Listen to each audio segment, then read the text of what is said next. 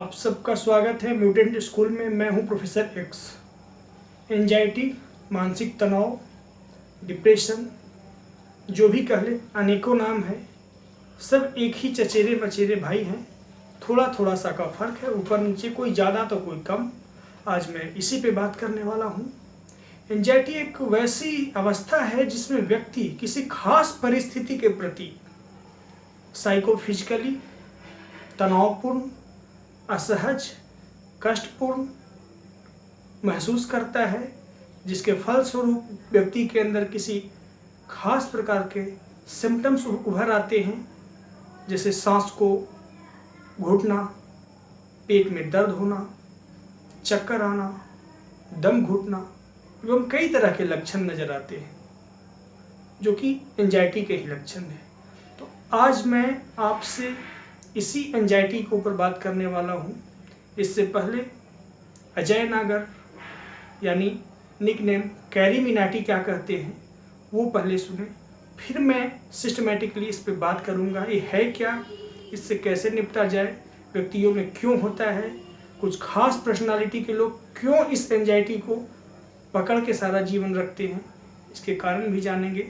आप भी सुनो। मेरे को तुम्हें पता हो, जिन लोगों को नहीं पता, मेरे को थोड़ी सी एंजाइटी के इश्यूज होते हैं कि मतलब जैसे अगर मैं ज़्यादा ओवर थिंक कर रहा हूँ ना चीज़ों को, तो ऐसे पेट में वही जैसे मैंने बताया ना, बॉल ऐसे धुक धुक धुक धुक करती है मेरी बॉल, ऐसे ऐसे ऐसे ऐसे ऐसे ऐसे ऐसे ऐसे। तो वो बहुत गलत सीन रहता है। तो उसके लिए मैं क्या करता हूँ, जैसे बहुत लोग, मुझे पता है एंजाइटी की प्रॉब्लम्स है, मेरा इतना सीरियस नहीं है, मतलब मेरे को ऐसे पैनिक अटैक्स नहीं होते कि पसीने पसीने हो गए। मेरे को ये तीन चीज़ होती है मेरे को। एक होती है शॉर्टनेस ऑफ ब्रेथ, ऐसे सांस फूल जाती है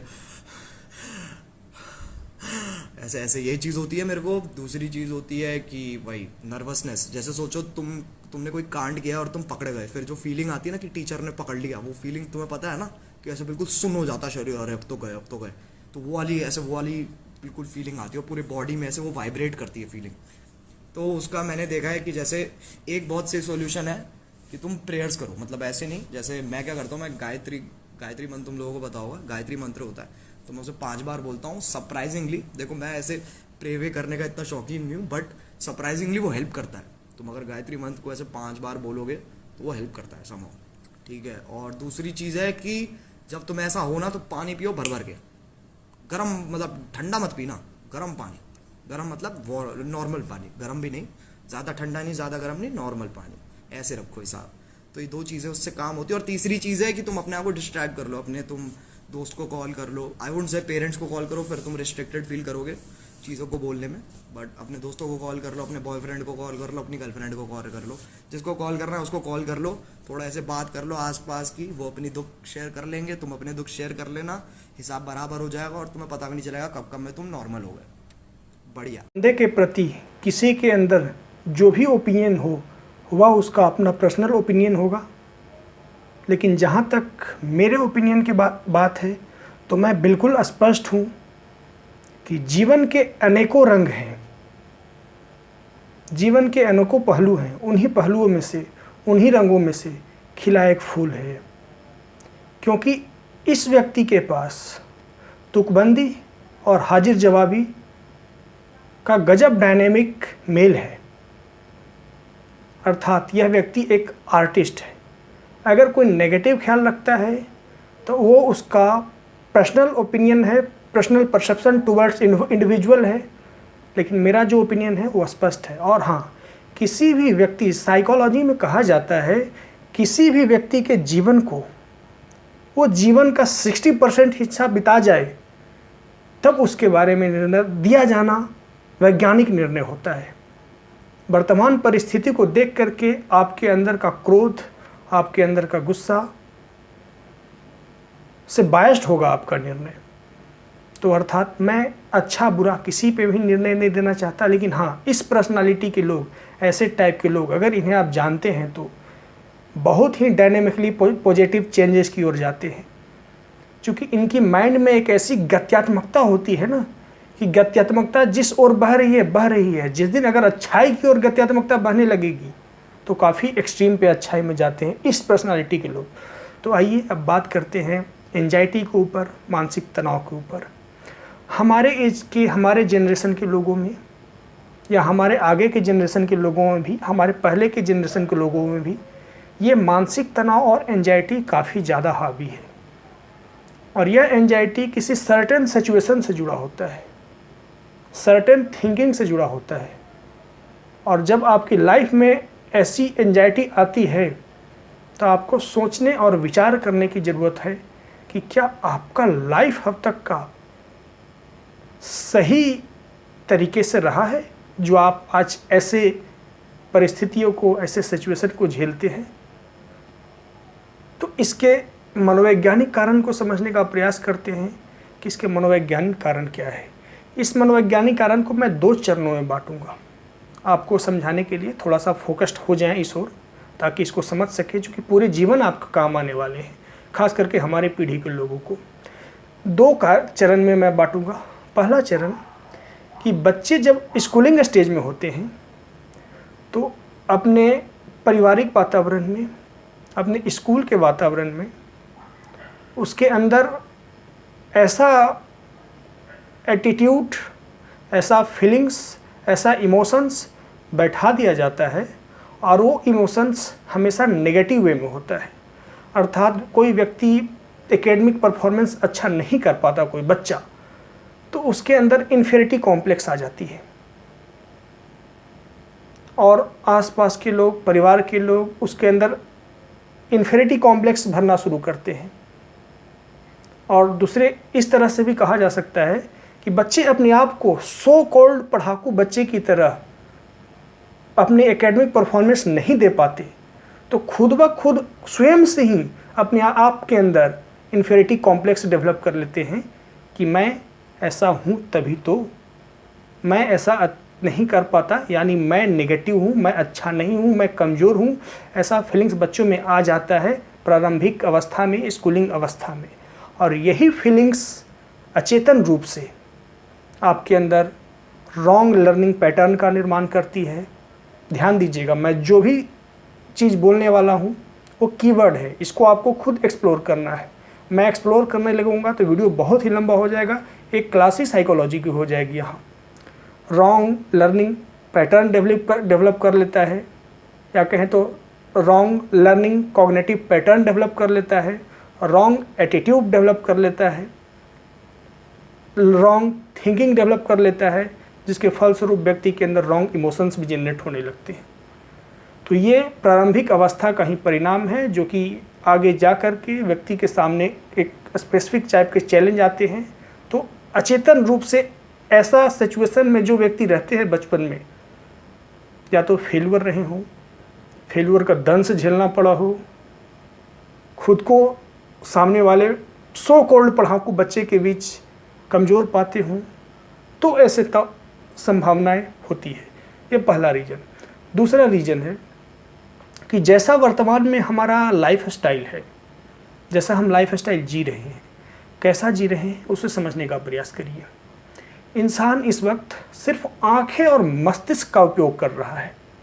शरीर बिल्कुल स्थिर है, पर प्राकृतिक ने इस शरीर को बनाया है श्रम के लिए।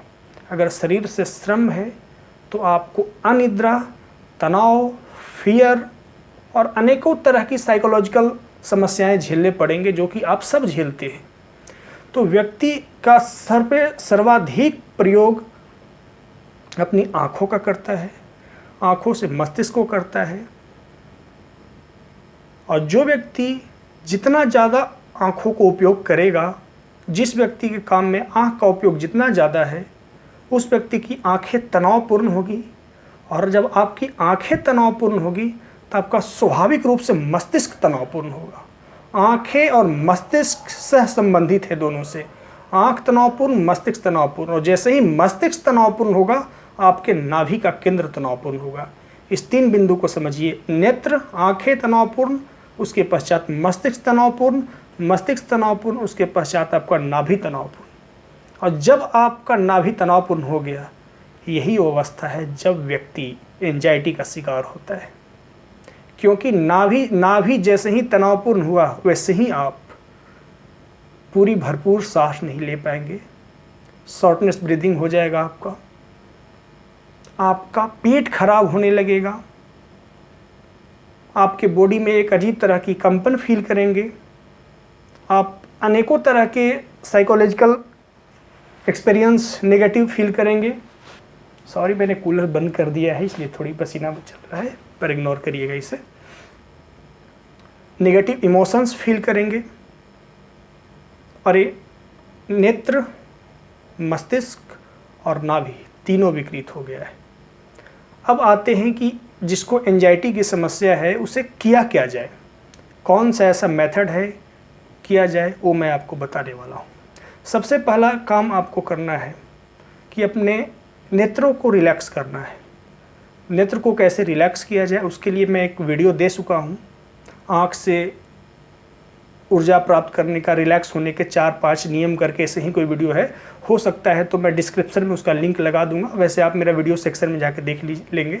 तो आँखों से आप रिलैक्स होने का कोशिश करें और उसके बाद सबसे मेन चीज़ आता है, आप अपने नाभि के केंद्र में जो इमोशंस दबा रखे हैं, आपका नाभि का जो संतुलन खराब जो हो चुका है उसको संतुलित करें, अर्थात ब्रेन और नाभि के बीच को कनेक्शन इस्टेब्लिश करें। और कनेक्शन इस्टेब्लिश करने के लिए मैं जल्द ही एक वीडियो लाने वाला हूं, क्योंकि एक साइकोलॉजिकल मेथड है, मुझे बहुत अच्छे से उसको एक इंडिविजुअल वीडियो में एक्सप्लेन करना होगा, स्पेशल वीडियो में, और मुझे प्रैक्टिकली आपको कैमरे के सामने करके दिखाना होगा एक मेथड जिसमें आप अपने ब्रेन और नाभि में कनेक्शन स्थापित करते हैं। एक साइकोलॉजिकल क्रिया किया जाता है जिसके फलस्वरूप आपके स्ट्रेस्ड, आपके तनाव जो नाभि के पास दमित हो रखा है, जो नाभि के पास विकृत हो रखा है, उसको तोड़ना है और माइंड और नाभि के बीच में एक कनेक्शन स्थापित करना है। तो वो प्रयोग मैं किसी अगले वीडियो में बताऊंगा। और तीसरी चीज़ें हैं कि आप अपने मस्तिष्क को रिलैक्स करें। अब मस्तिष्क को रिलैक्स करने के लिए पहले मैं एक नोट में बात बता दूं, मैं ध्यान जैसे चीज़ों का यहाँ बात नहीं करने वाला हूँ, क्योंकि ध्यान इतनी ऊंची चीज़ है, इतनी ऊंची चीज़ है कि उसकी कोई भी व्यक्ति बात करता हो ना, तो मुझे लगता है कि ये प्रारंभिक चरण में व्यर्थ है। तो मैं मेडिटेशन पे बात नहीं करूँगा, और मेडिटेशन पे बात जब भी करूँगा मैं आने वाले 100 वीडियो के बाद ही करूँगा, क्योंकि मैं बेसिक्स लर्निंग आपको देना चाह रहा हूँ पहले, ताकि आप समझें, उसके बाद रियलिस्टिक क्या है वो समझें। व्यर्थ की कोई मेडिटेशन टेक्निक नहीं देने वाला। तो हाँ, मस्तिष्क को रिलैक्स करने के लिए मैंने दे रखा है 2-3 वीडियो, मैं उसको एक्सप्लेन करना चाहूँगा आपको। एक वीडियो है बिना हाथ लगाए अनुलोम विलोम मस्तिष्क के लिए लाभदायक। यह एक सूक्ष्म अनुलोम विलोम का टेक्निक है, इसे आप करें, जो कि मेरे वीडियो में आपको मिल जाएगा, वीडियो सेक्शन में आप जाके देख ले, मिल जाएगा। दूसरी चीज़ है, जैसा कि कैरी मिनाटी ने कहा कि गायत्री मंत्र, अब तक मैं पिछले 3 सालों से गायत्री मंत्र पे रिसर्च करते आ रहा हूँ, स्टडी करते आ रहा हूँ। इसके जैसा फ्रिक्वेंसी पैदा करने वाला मैंने मंत्र नहीं देखा। मैंने कई मंत्रों को लिया, लेकिन गायत्री मंत्र के पास जो दिव्य शक्ति है ना, एक अलग तरह की तरंगे पैदा करता है, बहुत ही अलग तरीके का।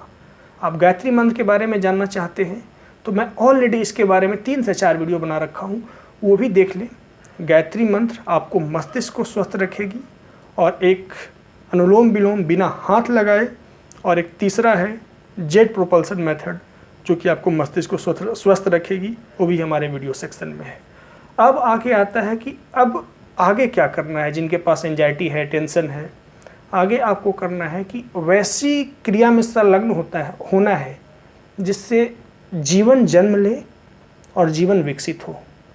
आप ये मत समझिएगा कि बच्चे पैदा करने की होड़ में लग जाए, बिल्कुल भी नहीं। जीवन जन्म ले और जीवन विकसित हो, वैसी अनुक्रियाओं में है वृक्ष लगाना, किचन गार्डन, बागवानी करना। अगर आप तनावपूर्ण व्यक्ति हैं, तनावपूर्ण सिचुएशन फेस करते हैं, तो आपके पास थोड़े सा भी फील्ड है घर के आसपास, तो आप अपने फिजिकल वर्क करके वहाँ पे फार्मिंग करने का कोशिश करें। सब्जियाँ उगाएं, फल लगाएं, फूल लगाएं, अर्थात जीवन को जन्म देने का प्रयास करें और उसे विकसित करने का प्रयास करें।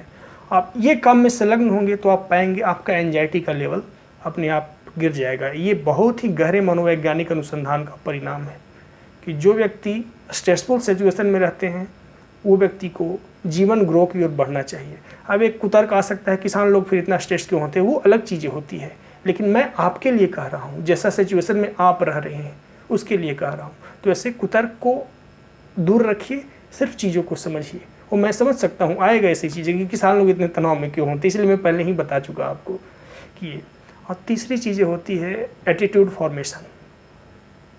आपके अंदर कैसा एटीट्यूड है किसी भी सिचुएशन के प्रति, या कहा जाए आप किसी सिचुएशन से कितना ज़्यादा आशा रखते हैं, उतना ही ज़्यादा उस सिचुएशन से आए नेगेटिव परिणाम से आप तनाव में आएंगे।